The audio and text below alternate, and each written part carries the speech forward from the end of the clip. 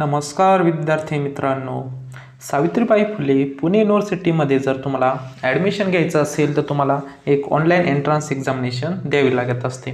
त्यावर आपण खूप सारे व्हिडिओ जे आहे तर ते व्हिडिओ डिपार्टमेंट वाईज आपण क्रिएट केलेले आहेत.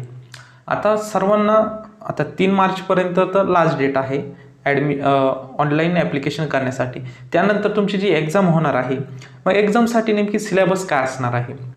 आपल्याला माहिती आहे पेपर आपला 2 सेक्शनमध्ये होणार आहे, सेक्शन ए आणि सेक्शन बी. मग सेक्शन एमध्ये कोणते टॉपिक्स येतील, सेक्शन बीमध्ये कोणते टॉपिक्स येतील, त्यावर आपण आजच्या व्हिडिओमध्ये चर्चा करणार आहोत. तर बघा विद्यार्थी मित्रांनो, जो MSc कम्प्युटर ऑफ सायन्स हा जो कोर्सेस आहे, तर या कोर्सेसला बघा कोणकोणते सिलेबस असणार आहे, कोणते टॉपिक्स असणार आहे, कोणते सब टॉपिक्स असणार आहे, तर त्याविषयी आज आपण व्हिडिओ घेत आहोत.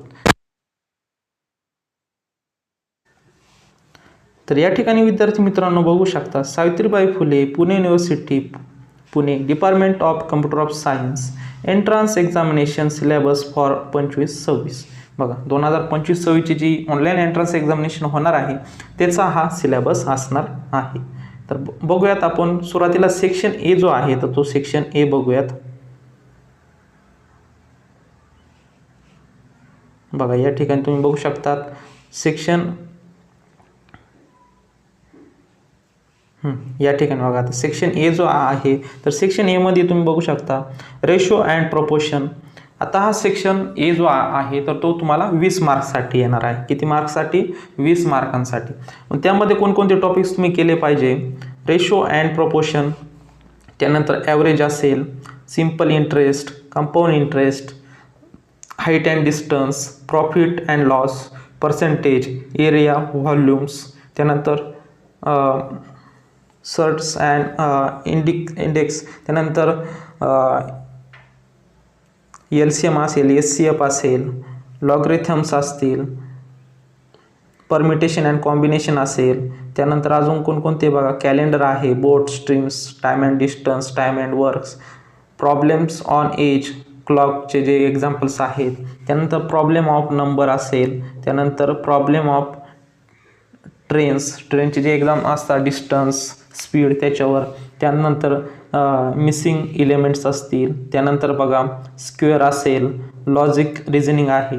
तर हे जे टॉपिक्स आहेत व्यवस्थित एक टॉपिक तुम्ही यूट्यूबला सर्च करून त्याच्यावरचे लेक्चर बघू शकता, किंवा त्या रिलेटेड जर तुम्हाला कॉम्पिटेटिव्ह एक्झामचे जर एक्झाम्पल भेटले तर ते पण तुम्ही सॉल्व करू शकता. म्हणजे तुमचे जे हक्काचे 20 मार्क आहे तर ते 20 मार्क नक्कीच तुम्हाला भेटणार आहे.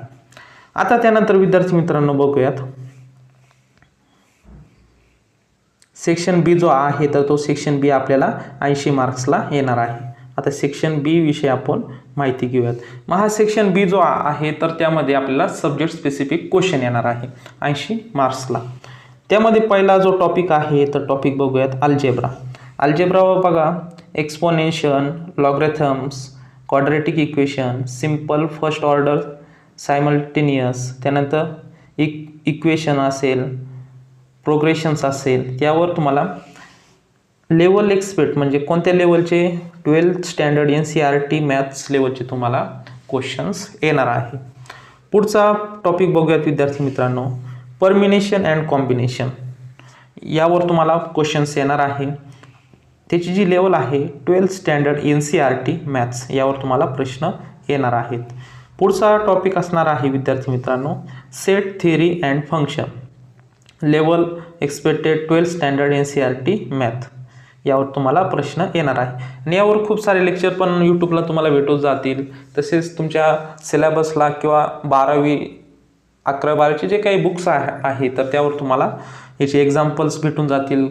त्यानंतर थिअरी पण असेल किंवा त्याविषयी माहिती जी आहे तर ती तुम्हाला भेटून जाईल. त्यानंतर बघा विद्यार्थी मित्रांनो पुढचा टॉपिक असणार आहे लॉजिक. लॉजिकमध्ये काय येणार आहे? लॉजिकल रिझनिंग असेल, पझल्स असेल, बेलोन एक्सप्रेशन असेल, ट्रूथ्स अँड टेबल्स असेल, व्हेन डायग्राम्स असतील, तर यावर प्रश्न येणार आहे. त्यानंतर बघा ट्रिग्नॉमेट्री आहे. ट्रिग्नॉमेट्री प्रॉपर्टीज ऑफ ट्रायंगल्स असतील, सिम्पल आयडेंटिटीज, हाईट, डिस्टन्स, यावर तुम्हाला बघा 12th स्टँडर्ड NCERT मॅथ लेवलचे तुम्हाला प्रश्न येणार आहे. पुढील टॉपिक विद्यार्थी मित्रांनो बघूयात मेन्सुरेशन तुम्हाला प्रश्न येणार आहे.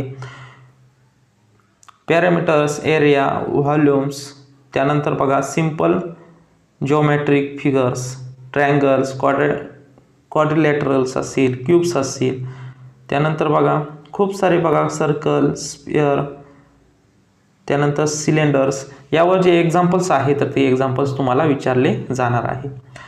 पुढील प्रश्न बघा पुढील जो टॉपिक्स आहे तर तो असणार आहे प्रोबॅबिलिटी अँड स्टॅटिक्स. यावर तुम्हाला प्रश्न येणार आहे. मेनली सिंपल डिस्क्रीट प्रोबॅबिलिटी यावर तुम्हाला प्रश्न येणार आहे. लेवल सेमच आहे यावर पण.